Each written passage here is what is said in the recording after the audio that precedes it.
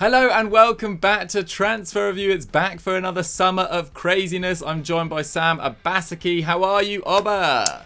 I'm good, bro. I'm excited for the Euros transfer review. I know there's going to be a few Chelsea players in the shows this summer, so I'm looking forward to it, to be honest. Good man, good man. You're having a better day than I am. I dropped my wallet in the toilet earlier, which is a bit of a nightmare. So I saw you put that on Twitter. What happened? How does that even happen? Well, I was sitting down German style to take a if we're going into it. Gosh. And it flopped out of my pocket into the bowl, which did have some of my, in there. So it's really not ideal. I've given it a deep clean, and it's drying out in the sun near my house now. Well, in my house now. I haven't just left it outside, but I thought about throwing it away. Dear. But anyway, enough chat about my wallet and, bodily functions. Let's get stuck into today's show. So we're doing it quite simply this year on Transfer Review. We're going to talk about one transfer we like and one transfer rumour we do not like at all. And in future episodes, we'll put this on Twitter and get your suggestions, but we didn't have time this week. So we're kicking off with a transfer we like, and it's Odsonne Edouard to Leicester City. But what's going down with this one?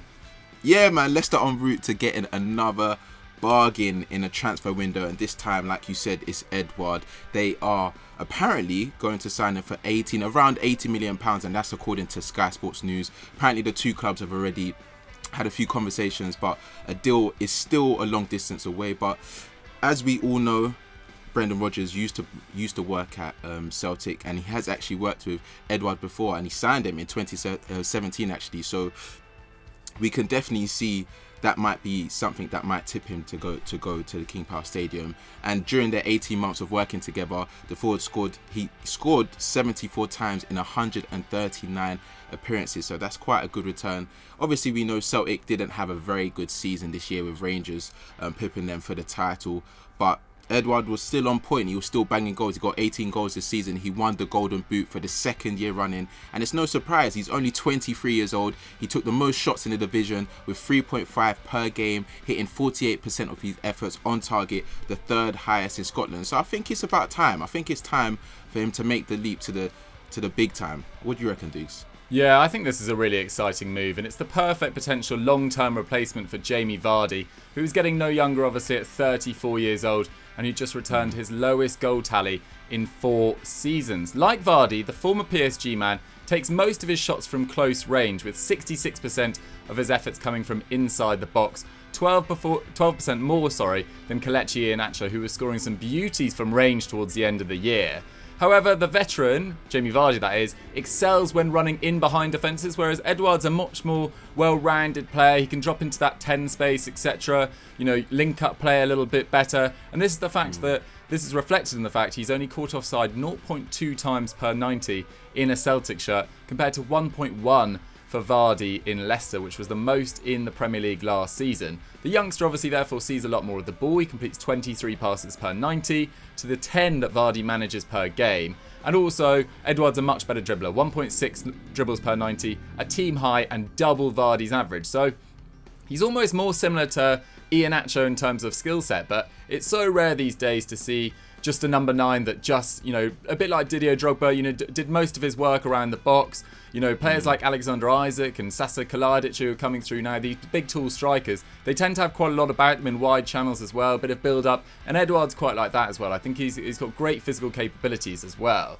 In the short term, he's probably far from the finished article, so perhaps the two can play together, Vardy and Edouard, or rotate with Iheanacho as well. But I think this is a great stepping stone move for him if he's wanting to get to an elite Champions League club within the next 2 or 3 years.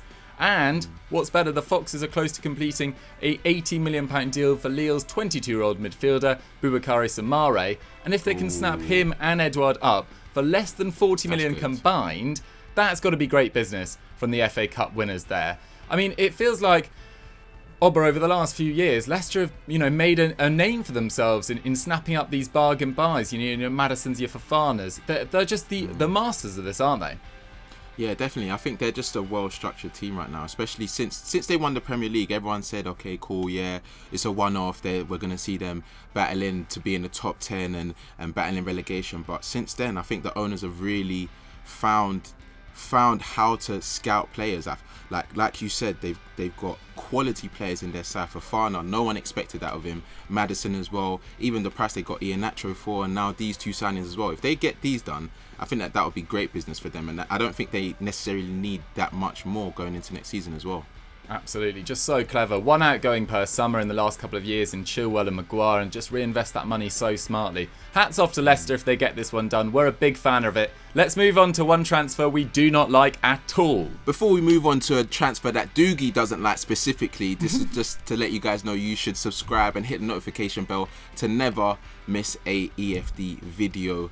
But Stoogie, what are we saying for the transfers that you don't like? Because I'm on the border. I'm not really sure about this one. Yeah, I think I was maybe being a bit harsh at the end of the first section. I don't think it's the worst deal of the summer, but it's not particularly inspiring either. Basically, according to The Athletic, Arsenal are interested in signing Wolves midfielder Ruben Neves this summer. Now, obviously, Nuno Espirito Santo has left Wolves after a fantastic stint there, and a number of Wolves' Portuguese contingent are now questioning their futures at the club.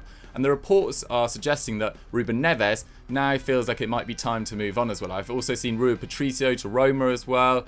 And it just feels like that Wolves project, is it falling apart? It's difficult to see where they go from here as well, of course. They've still got Raul Jimenez coming back from injury as well, but it was a really disappointing campaign for them last year, albeit on the campaign the year before where they played something like 60 games, went straight into last season and really sort of struggled at points. The reason I don't like this, I don't think Ruben Neves is a bad player. I just think £40 million is a lot for him. And I feel like surely the Gunners can spend this money more wisely.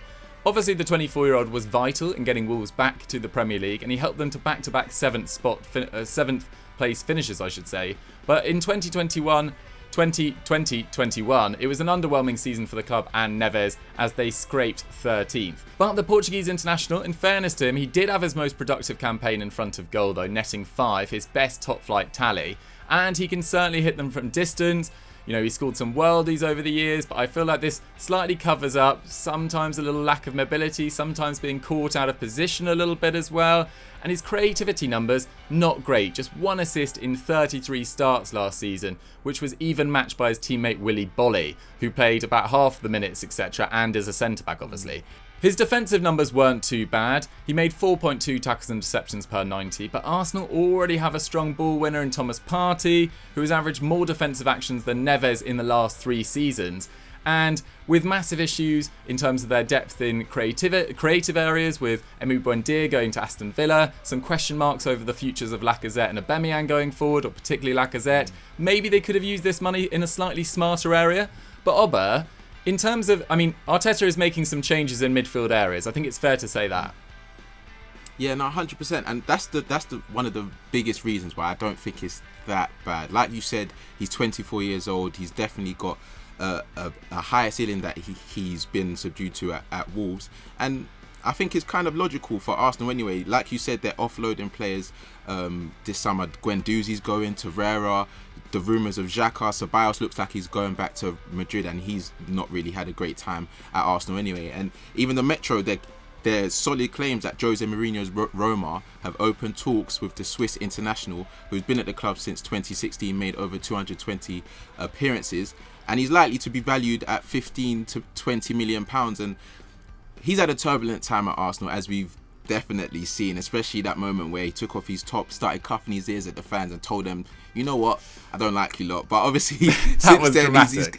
That was very dramatic, but I think he's turned it around, especially this season. He's made 45 appearances, had 31 in the Premier League. No other midfielder made more than 17 league starts this season, so he's been quite consistent for them. And when he has been injured, they have looked like they're missing that controller, they're missing that person. It might not mean that he's the greatest, because personally I don't think he's amazing, but at the same time he does get them ticking, and he does add some experience to them. But after the time that he's had at Arsenal, I think it's a good time for him to, you know, say goodbye. And with 4 years between them, maybe it is the right time for Xhaka to move on and them to get some fresh blood in. I think Neves is definitely one of those players that will do well at a team like Arsenal if they've got other rotational players. And that's the thing, they're looking to sign a Basuma. We've seen a lot of speculation of Arsenal being linked with Basuma. I know he's got the same agent as Pepe as well, so that might be a good thing if they release those players that I just mentioned earlier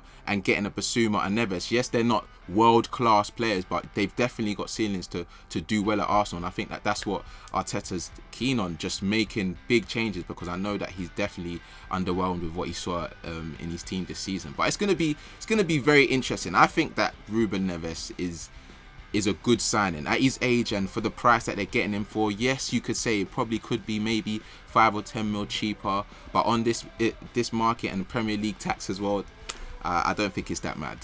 Fair enough. I mean, I think it is important to say I am not a biggest fan of this, but we've got to take into account where Arsenal were and where they finished the end of the season. Like, they are going through a transition. Maybe he's not the best player they can get in for their budget. And I put it on Twitter when it was announced, like Tchouaméni, Locatelli, Benacer. These are the sort of calibre of players I'd like Arsenal to target. But I just don't think they got the funds this summer, and they're going to have to be quite clever about it. So if we're looking at a Ruben Neves, Basuma and Thomas Partey midfield, I don't think that's too bad. Xhaka's probably had his most consistent year in an Arsenal shirt, but as you say, does have a mistake in, not least that one against Burnley, which is going to live long in the memory. That was an absolute catastrophe. So maybe it is time to say goodbye to Granit Xhaka. But guys, we want to hear from you. Which side of the coin do you fall on? Are you with me? Are you slightly underwhelmed by this Ruben Neves signing? Or are you with Obba, who thinks, it's Arsenal, they've got to take what they can at the moment? So get your thoughts in the comments down below. And guys, that's all we've got time for on our very first transfer review of the summer. Let us know what you guys made of it. Obba, if they've enjoyed this, what should they go watch now? Just go watch all the content that we have over on FD, EFD, Snapchat, Facebook. If you're on Facebook, I'm not really on that, but there's really good shows on there as well. So yeah, check it all out. We're everywhere right now. Perfect. The FD takeover of the universe continues. Have a great rest of the day, guys. We'll see you later. Peace. Bye.